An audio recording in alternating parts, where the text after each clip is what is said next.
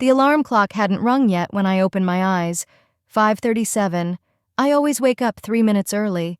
They say it's a sign of anxiety, but I think it's just my body knowing that today is a special day. I carefully turned off the alarm clock so it wouldn't go off and let myself lie there for another minute, staring at the ceiling. My bedroom is the only place in the house that doesn't have a single picture of my parents. A conscious choice? Maybe. A therapist would call it a healthy boundary. I just didn't want to see their faces before I went to bed and right after I woke up. My morning ritual is the same. A contrasting shower, 10 minutes of meditation, breakfast, oatmeal with blueberries and a glass of water with lemon. I put on a pre-prepared outfit, a dark blue suit, white blouse, minimal jewelry, just a silver chain with a small compass pendant, a gift from Martha, my boss. Ex-boss, if all goes as planned. "Never go off course, Pearl," she said when she handed me the box last Christmas. I didn't know then that she was preparing to retire, and I certainly didn't realize I'd be among the candidates to take her place. While the coffee brewed, I went over the presentation on my phone one more time, 72 slides that would determine my future. The Trans-City restructuring plan I'd been developing for the past 6 months. A strategy that would either lead our logistics firm out of crisis or put an end to my career. I left the house at 6:30 sharp, as usual. The old brick 2-story house on the outskirts of Millsboro is my only material inheritance from my grandmother. A third of the house to be exact. My parents insisted that Grandma sign it over to all 3 of us. "For your own safety, Pearl," Mom said with that special intonation that always preceded manipulation. My Ford Focus started the first time, even though it was 7 years old. Another constant in my life. I could have afforded a newer car, but this car is the first thing I bought on my own, without the advice and help of my parents. A symbol of independence. On the way to the office, the radio was broadcasting the morning news. Something about rising oil prices and a trade war with China. I didn't listen. My mind was fully occupied with the upcoming meeting. As I parked in my usual spot, I noticed my father's car, an old black Chevy. So he'd arrived early, too.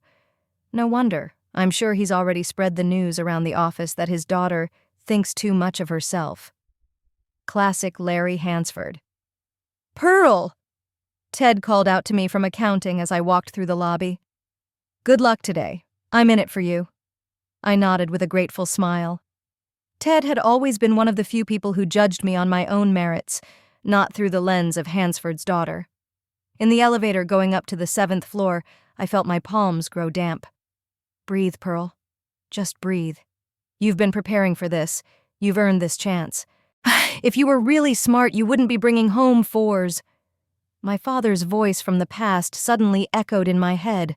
I was 11, and I showed my parents a report card with perfect grades in every subject except physics.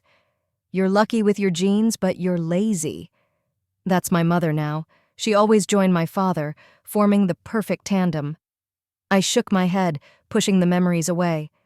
The elevator stopped, the doors opened, and I stepped into our office hallway with my head held high. "Pearl, good morning." Jenny, our office manager, greeted me. Everyone was already gathering in the conference room. "Miss Barkley said to tell you she wants to talk to you before we start." Martha Barkley was waiting for me in her office, a 60-year-old woman with a flawless haircut and the posture of a ballerina. In 20 years at the helm of Trans-City, she'd turned a small transportation company into a major regional player. "Nervous?" she asked instead of greeting. "It would be weird not to be," I answered honestly. "Good," she nodded. "Do you know why I chose you over the other candidates?" I didn't say anything. It was a question that had been on my mind for weeks. The company had fallen on hard times, and Martha's decision to retire now had surprised a lot of people.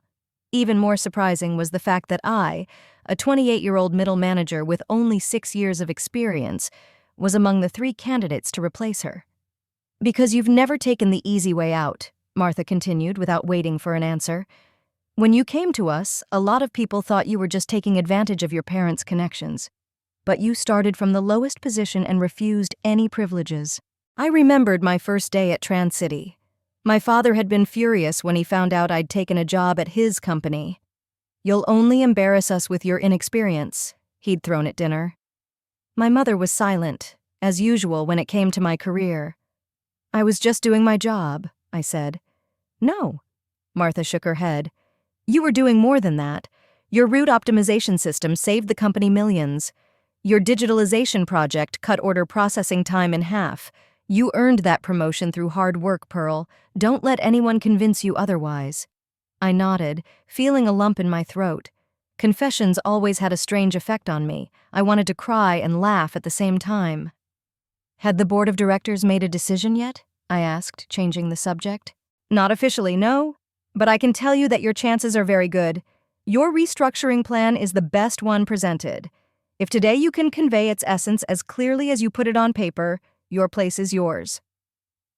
The conference room was full when Martha and I entered. 20 people at a long oval table, the entire top management of the company and the board of directors. In the far corner, I spotted my parents. Father, as usual, with a disgruntled expression on his face.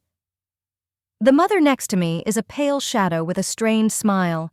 Larry and Vivian Hansford had worked at TransCity for nearly 15 years.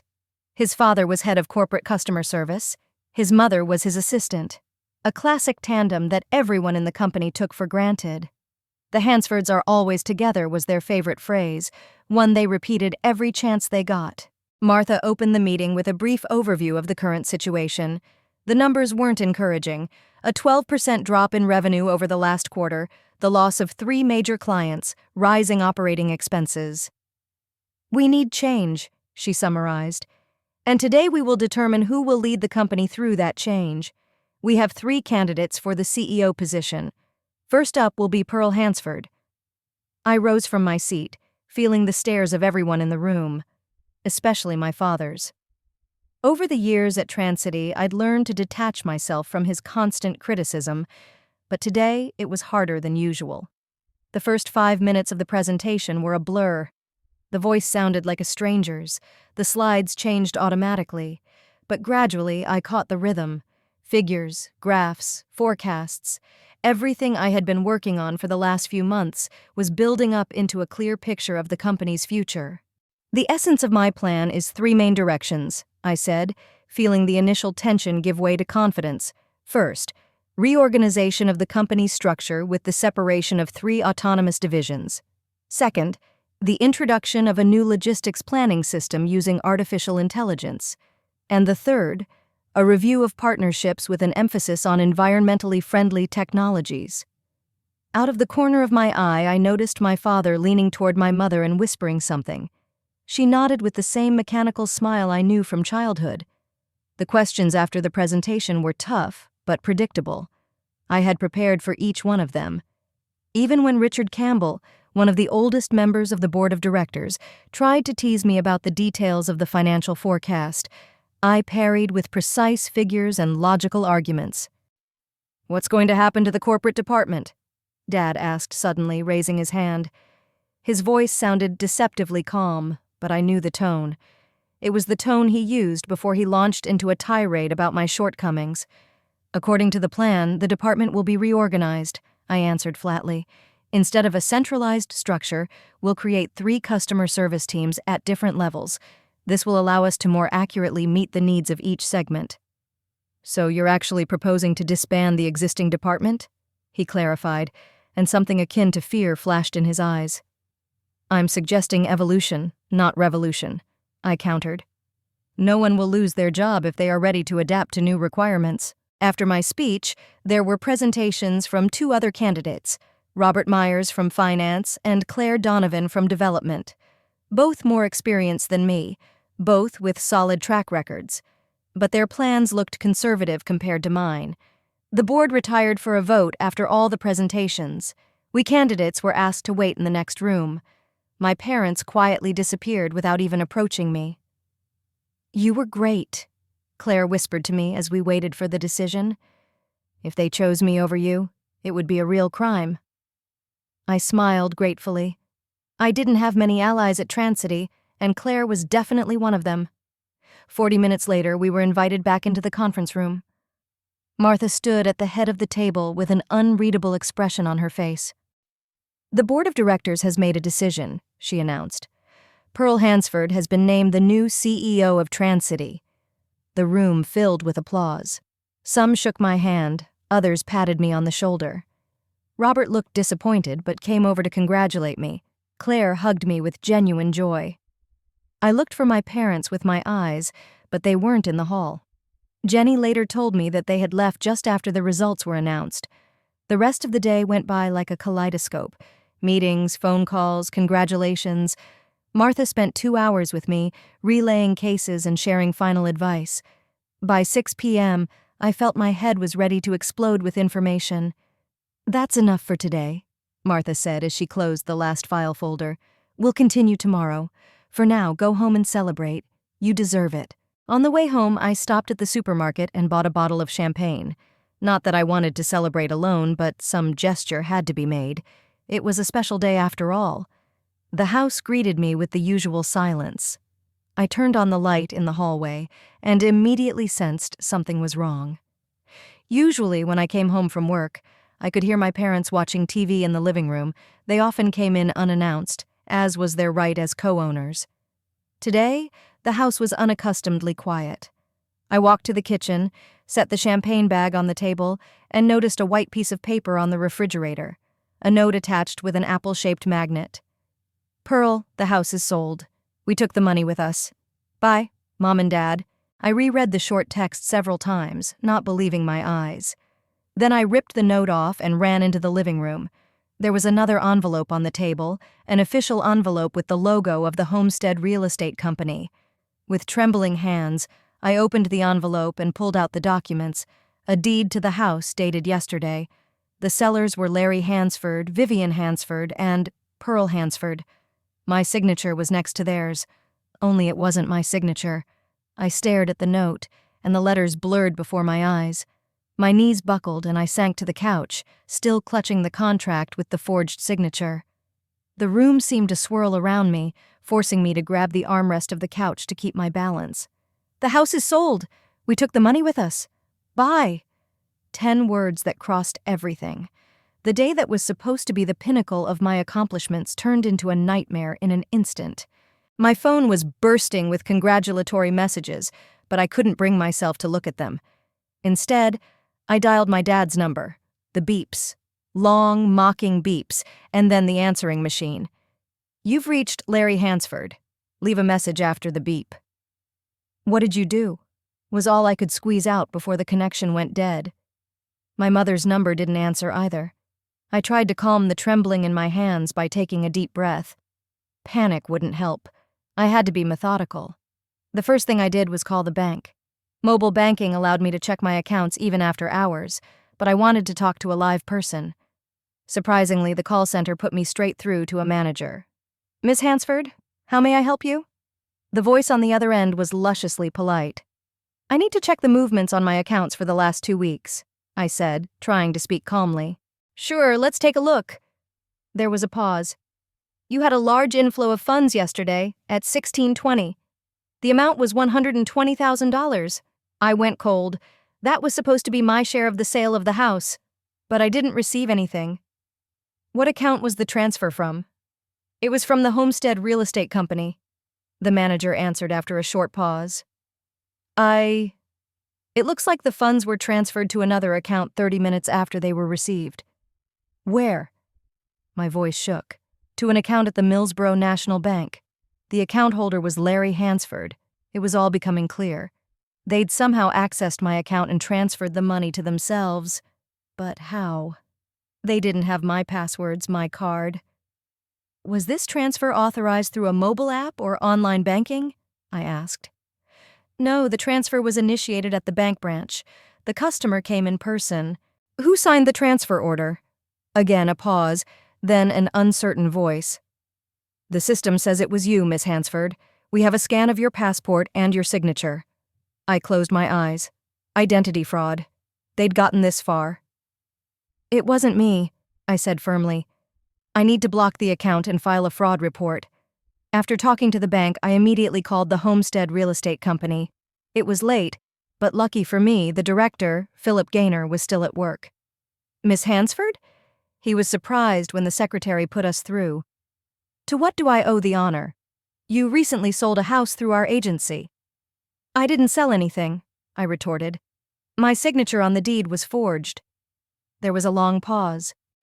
That's a serious accusation, Gaynor finally said. Your parents said you couldn't attend the signing because of a business trip, but they had a notarized power of attorney from you. I almost laughed at the absurdity of the situation. What power of attorney? I never signed any power of attorney. I have a copy. Gaynor's voice became uncertain. Look, let's meet tomorrow at my office. I'll get you all the documents. Who's the buyer? I asked him directly. Edward Trenton. The name hit me like a slap in the face. Edward Trenton was an old friend of my father's, owner of a construction company. A man who'd come to our house, eat at our table, smile at me, and tell me how good I was for supporting my parents. How much did the house sell for? $360,000. I sighed convulsively. The market value of the house was at least $500,000. An old Victorian mansion in a nice neighborhood, with history, recently renovated. Renovated with my money. I remembered how 3 years ago I'd invested almost all of my savings in repairing the roof and replacing the utilities. $120,000 was a huge sum for me back then. My parents had promised it was an investment in our shared future. Someday the house will be all yours, Pearl, my mother said as I signed the check to pay for the work. We're not forever and you're our only daughter. I'd helped them with the mortgage over the years. Transferred $1,000 each month so they could make ends meet. Not because they asked. They never asked outright. Just constantly complained about the hard life, the small paychecks, how hard it was for them to pay for the house that came to all of us. And now they've sold it. Took my money and disappeared. I shifted my gaze to the deed. It showed the new address of Edward Trenton, now the owner of the house, and the date of title was in 2 weeks. So I had 2 weeks to do something about it. 2 weeks to stay off the street. The morning began with a visit to the police station.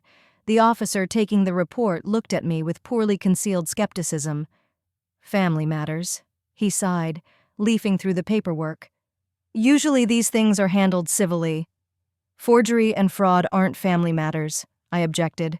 They're felonies. The officer shrugged. We'll investigate, but it'll take time. If you want it faster, see a lawyer. The next stop was the homestead office. Philip Gaynor greeted me with a polite smile, but there was concern in his eyes. I checked the paperwork, he said as soon as we were seated in his office. The power of attorney looks real, but... He hesitated. There are some inconsistencies in the signature. Because it's a forgery, I said. When did the deal happen? 2 days ago. Your parents contacted us a week ago, said they needed to sell the house because they were moving. Mr. Trenton had been interested in the property for a while, so it was a quick transaction. Underpriced, I said. Gaynor grimaced. We'd recommended going higher, but your parents insisted on a quick sale, said they needed the money to buy a new place in Arizona. So that's where they were headed. Away from Millsboro, away from me, away from the consequences. I want to cancel the deal, I said. My signature is forged, which means the contract is null and void. I'm afraid it's not that simple. Gaynor shook his head. Technically, all the documents are in order. You'll have to go to court. When I left the realtor's office, I stopped on the street, not knowing where to go next. I didn't want to go home. This house didn't seem like my home anymore. The office. Today was my first official day as CEO. I couldn't afford to miss it because of personal problems. On my way to Transcity, I stopped at a coffee shop. I needed to get my thoughts together, work out a plan of action. Over a cup of strong Americano, I opened my laptop and started writing. First, block my parents' access to my finances. The bank was already on it. 2. Find temporary housing. I had a backup, a small apartment I'd rented before moving into my grandmother's house. Maybe it hadn't been rented out to the new tenants yet. 3. Hire a lawyer. A lawsuit is inevitable. And 4. I froze, hesitating to type the last paragraph. Using my new position in the company to get to my parents. It was unethical, perhaps even illegal. But they left me no choice. At the office, I was greeted with congratulations and smiles. No one knew about my problems, and I intended to keep it a secret. Martha Barkley handed me the keys to the CEO's office and symbolically handed me a nameplate for the door. "The first day is always the hardest," she said, patting me on the shoulder. "But you'll get through it." If only she knew how difficult this day really was. Alone in my spacious office overlooking the city, the first thing I did was request access to the HR system. As CEO, I had the right to view any employee's information. Larry and Vivian Hansford's personnel files opened up before me in all their glory. The corporate client department, run by my father, was doing well on paper, but something about the numbers made me uneasy. Too smooth, too perfect. I remembered how nervous Dad had been yesterday when I'd talked about reorganizing his department. At the time, I chalked it up to my usual resistance to change. Now, the next step was to look at the payroll. As head of the department, my father made a respectable $8,000 a month. Mother, as an assistant, $4,500. All in all, enough to live comfortably, especially since I was helping them with the mortgage. But there were bonuses, large quarterly payments that seemed disproportionately large compared to the department's performance. I called the finance department and asked for a detailed report on bonus payments over the past 3 years. A young employee, unaccustomed to requests from the CEO, promised to have everything ready by the evening. While I was waiting for the report, an unpleasant thought crossed my mind.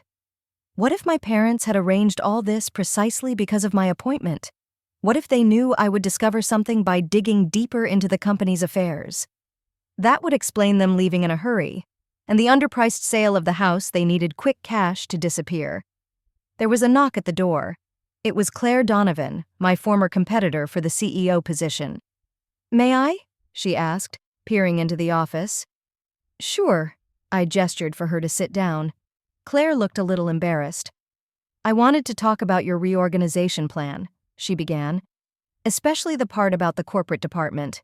I tensed. "What exactly are you interested in?" "You see," Claire lowered her voice even though we were alone in the office, "I've suspected for a long time that things weren't quite right there. A few months ago, I did an audit at Martha's request, and some of the numbers didn't add up." "Like what?" "Customer commissions. According to the paperwork, TransCity refunds large customers a portion of their service fees in the form of discounts and bonuses. But when I tried to check these payments, I encountered strange things. The money was going out, but there was no confirmation from customers of receipt." I felt a chill run down my spine. "Did you talk to Marta about this?" "Yes, but she said she needed more evidence before pressing charges against one of the company's oldest employees." Larry Hansford always had a knack for getting the right people in his pocket. Even Martha, for all her shrewdness, must have fallen for his charms. "Thanks for telling me." I nodded gratefully at Claire. "I'll take care of it." After she left, I immediately contacted the IT department and requested access to my father's corporate email account. As CEO, I had the right to do so, even though I felt uncomfortable invading other people's correspondence. But what I discovered dispelled all doubts. In my father's mailbox, I found dozens of letters addressed to clients with instructions on how to receive commissions, except that the recipients' addresses were not companies, but individuals. I opened one of the last letters, sent to a James Riley. In it, my father confirmed the transfer of $30,000 to a specified account and reminded me of our arrangement. A quick internet search revealed that James Riley was not a TransCity customer, but a bookie with a dubious reputation. Everything was falling into place. Dad was using corporate funds for personal use. Maybe he had debts I didn't know about. Maybe he'd been siphoning money out of the company for years. And now that I was CEO, he realized his scheme was coming to light. So he and his mother decided to flee, securing the money from the sale of the house. By evening, the finance department gave me the report I'd requested. The picture was even worse than I'd realized. In the last 3 years, my father had received bonuses worth twice his official salary, and all these bonuses had been approved by the previous CFO, who had quit 6 months ago. The situation demanded immediate action. I called in the company's head of security, Michael Donahue, a tough ex-cop with a reputation for integrity. "I need an internal investigation," I said without preamble. "We may have a serious leak of corporate funds." Michael listened to me carefully, without interrupting. "These are serious allegations," he said when I finished.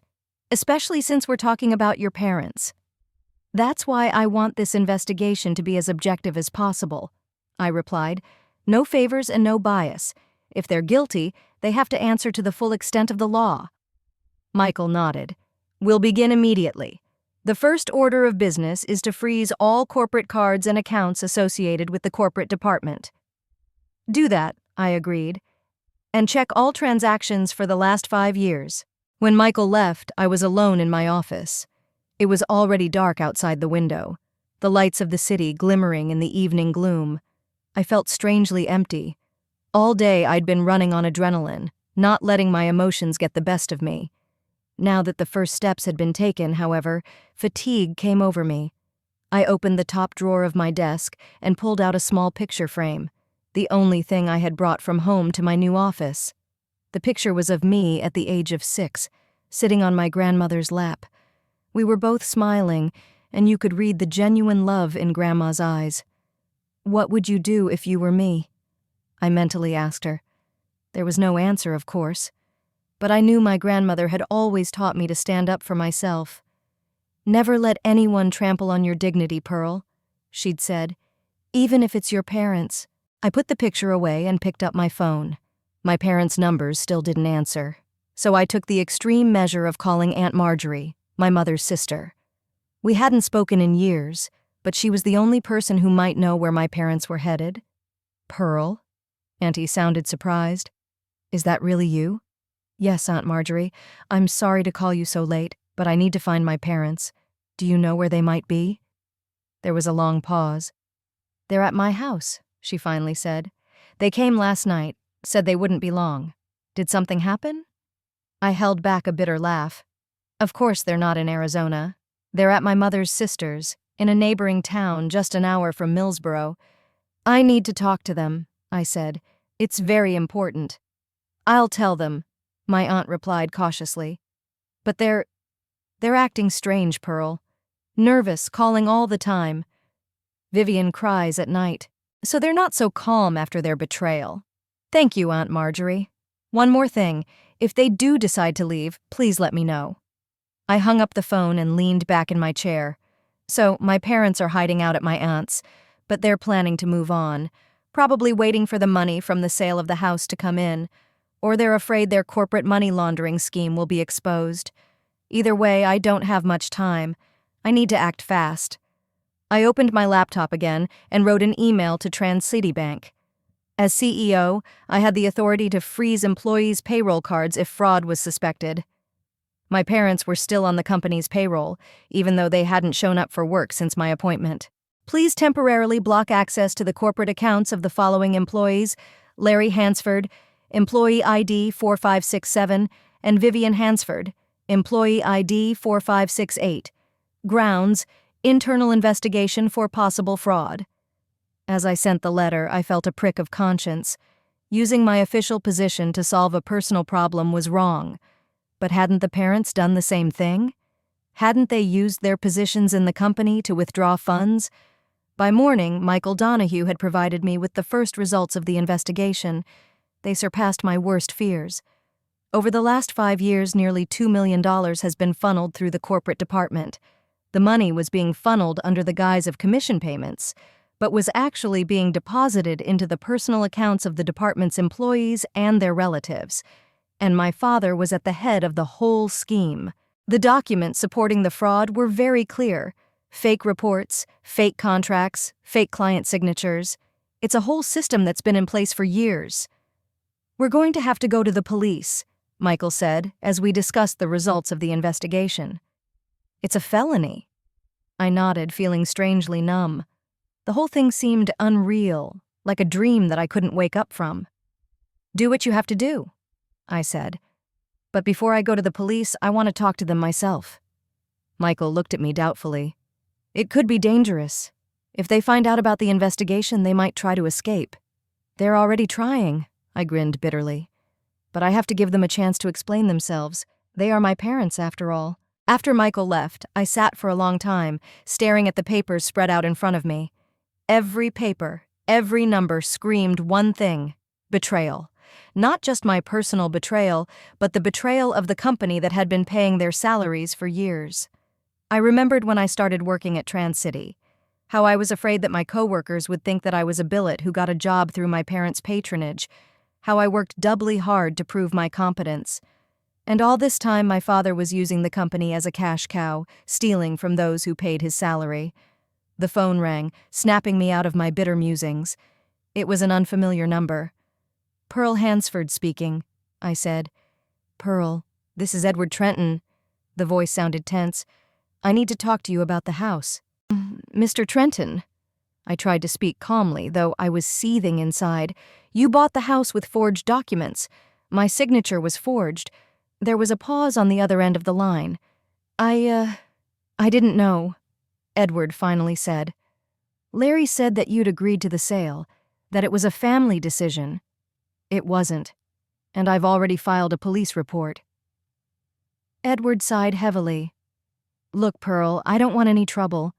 Maybe we can work this out peacefully. I'll give you the house back if you give me the money." "My parents have the money," I replied, "including my share, which they took without my knowledge." "Damn it," he muttered. "Larry told me you were all leaving town, that this was a forced quick sale." I could almost feel the gears in Edward's head working. He was trying to figure out how deep he was in this story and how to get out with as little damage as possible. "I suggest we meet and discuss our options," I said, "in front of our lawyers." "I agree," he said quickly. "The sooner the better." After talking to Trenton, I went back to studying the investigation.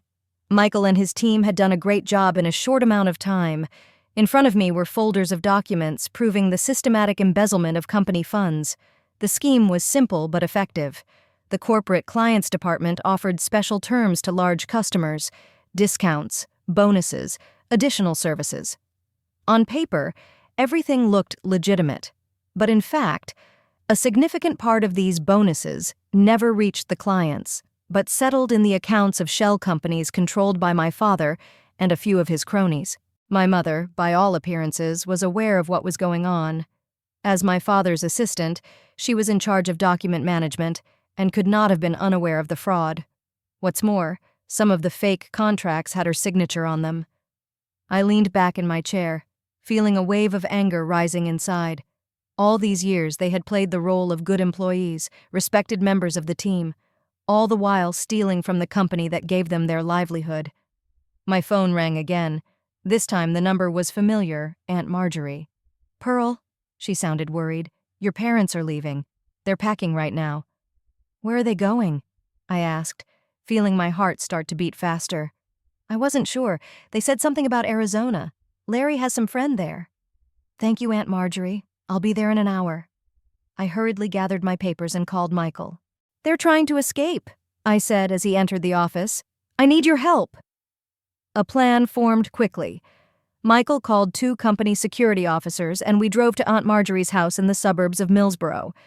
On the way, I called the police and informed them of the impending flight of suspects in a major fraud. The officer on duty promised to send a unit, but warned that it might take some time. "I hope we can make it," I muttered, glancing at my watch. Aunt Marjorie's house, a small one-story cottage with a neat front garden, looked like an oasis of calm. But as we drove up, I saw my father's loaded car in the driveway. We pulled in quietly, no sirens or flashers. Michael parked so that he could block the exit of my father's Chevy. "Wait here," I told the guards. "I'll try to talk to them first." My heart was pounding somewhere in my throat as I walked toward the front door. For so many years, I dreamed of the moment when I could stand up to my parents, show them what I'd accomplished in spite of their constant doubts and criticism. But not like this. Not under these circumstances. Aunt Marjorie opened the door. Her eyes widened at the sight of me. "Pearl, I didn't think you'd come so soon." From the back of the house came my father's voice. "Who is it, Marjorie?" "It's me," I said, coming into the house. "Were you thinking of leaving without saying goodbye?" My parents were standing in the living room. Father, a tall, gray-haired man with his back still straight, stood with a suitcase in his hand. The mother sat on the couch, pale, her eyes reddened with tears. "Pearl?" Father tried to smile, but it was fake. "What a surprise." Really? I crossed my arms over my chest. Surprises are your specialty, like selling the house without my knowledge, or taking $2 million out of the company. My father's face is petrified. I don't know what you're talking about. You do. I pulled a file out of my bag. We've done our investigation. We have all the evidence. Fake contracts, fake accounts, fake signatures. And that's not counting the fact that you forged my signature on the sale of the house. Mother sobbed quietly. Father put the suitcase down and squared his shoulders. You've always been presumptuous, Pearl. You think you're the boss and now you can blame us for all our sins? I'm not blaming you. I shook my head. Facts, figures, the documents, they speak for themselves. I've been in business for 30 years, my father hissed. I built this company when you were still under the table. And all that time you've been stealing from her. That's not stealing, Dad raised his voice. It's compensation. For everything I've done for Trans-City, for all the unrecognized service. Larry, please. The mother rose from the couch, reaching out her hand to her husband. Let's just tell the truth. Her father threw her an angry look but remained silent. What truth, Mom? I turned to her. About how you planned this betrayal? How you decided to run away as soon as I became CEO? We were afraid, my mother said quietly, not looking me in the eye. Larry knew you'd start checking every department, that you'd find inconsistencies. Inconsistencies? I grinned bitterly. $2 million is a little more than inconsistencies. You don't understand, Dad interjected. It started small, a little money on the side to make ends meet. Then it got bigger. But we deserve it. I gave the company the best years of my life. What about the house? I asked. Did you earn the right to steal my share too? My parents looked at each other. Their looks were a mixture of fear and shame. We needed the money to leave, my father finally said. We knew that after your appointment we had only days before everything would be revealed. So you decided to rob your own daughter at the same time? We were going to pay you back the money, exclaimed the mother. Later, when things settle down. I shook my head in disbelief. All my life you've taught me to be honest, that you shouldn't take from others, that you have to achieve everything by your own labor, and you? We did, Dad said stubbornly. But you were always special. Everything came easy to you. High school, college, work, and we had to fight for every dime. And you were jealous of your own daughter? I couldn't believe what I was hearing. Not jealous, my dad said, but his eyes said otherwise. It's just, you never understood what it was like to be ordinary, average, always in the shadow of someone brighter. In my shadow? I laughed at the absurdity of the situation. You've been feeding me complexes my whole life. Nothing I've done has ever been good enough for you. We wanted you to strive for more, my mother said quietly. No. I shook my head. You wanted me to feel inferior, that I would never surpass you. And when it did happen, you chose to steal and run away instead of being happy for me. There was a heavy silence in the room. Aunt Marjorie stealthily walked out, leaving us alone with our family drama. What now? Father finally asked. Have you come to arrest us? Actually, yes. I nodded toward the window where the security car could be seen. The police were on their way, and Michael Donahue and his security detail are here too. My father's face paled. You can't do this to us. We're your parents. Parents don't steal from their children, I said firmly, and they don't steal from the company that's been feeding them for decades. Pearl, please. My mother walked over to me, trying to take my hand. We can fix this. Get the money back on the house. Admit mistakes. I pulled away from her touch. It's too late for that, Mom. You've crossed the line. Outside the window, I heard the sound of a police car pulling up. There was no siren, but the distinctive engine noise left no doubt. Are you really going to send us to jail? My father asked, and for the first time in my life, I heard fear in his voice. I looked at my parents, aged, scared, cornered by their own greed and fear. All my life I had feared them, strived to earn their approval, suffered their neglect, and now they feared me. A strange feeling swept over me, not triumph, not gloating, as I might have expected. More like emptiness, like the final chord of a long, agonizing symphony. I have a proposition, I said after a long pause. One last chance. My parents looked at me questioningly. You return all the money from the sale of the house. You write a letter of resignation from Transcity, and you sign an indemnification agreement to pay the company a certain amount each month. And in return? Dad asked warily. In return, I will not insist on criminal prosecution. I will tell the police that it was a misunderstanding, that we settled the matter amicably. That's it? My father didn't believe me. No, I shook my head. One more condition. You will never come into my life again. No more calls, no more letters, no more visits. You will cease to exist for me. Mother cried quietly. Father looked at me in disbelief. You can't just cut us out. I can, I said firmly, and I will. The question is whether you accept my terms or whether you'd rather go to prison. There was a knock at the door. It was a police officer. Pearl Hansford? He asked. We got your report on the fraud suspects. Yes, officer, I nodded. But there seems to have been a misunderstanding. We were just discussing a peaceful resolution to the matter. The officer looked at my parents, then back at me. Are you sure? Your call said major fraud and attempted flight. I agree to the terms, my father said suddenly. We both agree. Mother nodded, wiping away her tears. Good, I turned to the officer. In that case, it really was all a misunderstanding, a family quarrel, nothing more. The officer looked less than convinced, but nodded. If you change your mind, call the station. When the police left, I called Michael. We'll do all the paperwork here, I said. The indemnity agreement, the resignation letters, the agreement to return the money from the sale of the house. Michael was surprised at this turn of events, but he didn't object. He called the corporate lawyer and we spent the next few hours drafting and signing documents. My parents were unusually quiet and submissive. They signed the papers without objection, realizing they had no choice. We were really going to give you the money back, the mother said when it was done. We just panicked. Don't, Mom. I held up my hand, stopping her. I don't want to hear excuses. Just honor the terms of the agreement, and we'll never see each other again. You can't do this to us. Dad started again. We are your parents, no matter what happens. You lost the right to be called my parents the moment you decided to steal from me, I replied. And please don't call me again. I will block your numbers. Those were my last words to them. I walked out of Aunt Marjorie's house without looking back, got in my car, and drove back to the office.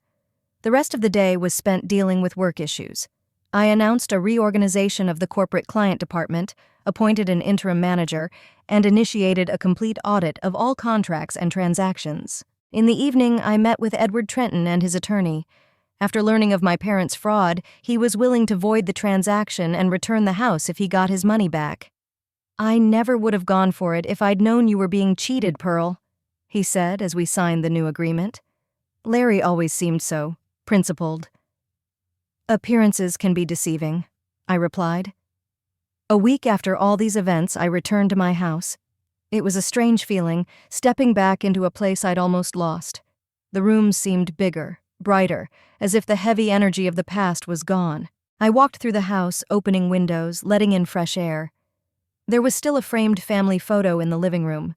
Me, my parents, and my grandmother in the backyard of this very house. I was about 10, and I was smiling at the camera with that strained smile that kids use when they're forced to have their picture taken. I took the frame and put it away in my desk drawer. I didn't throw it away, I just hid it.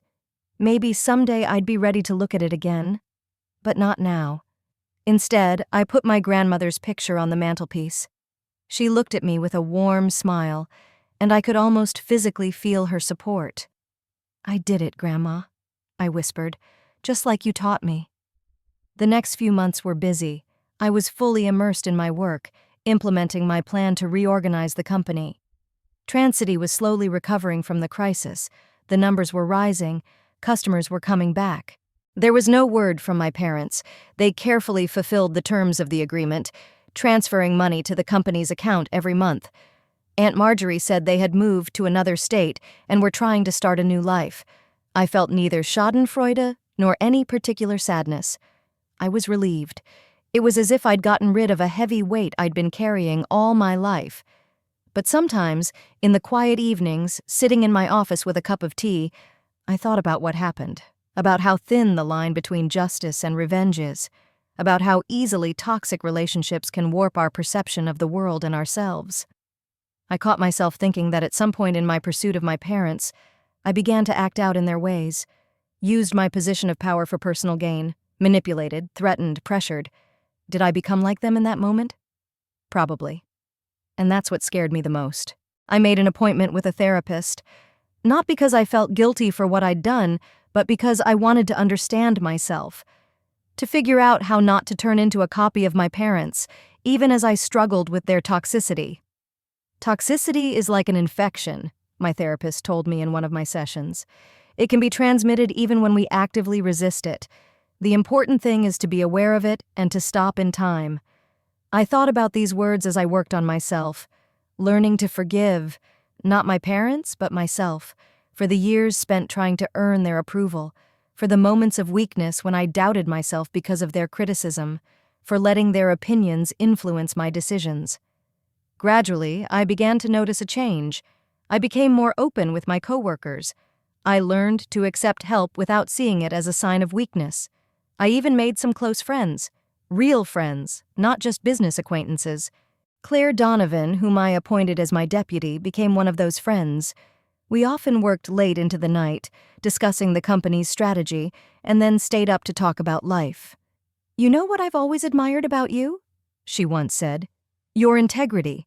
You never let circumstances or people break you."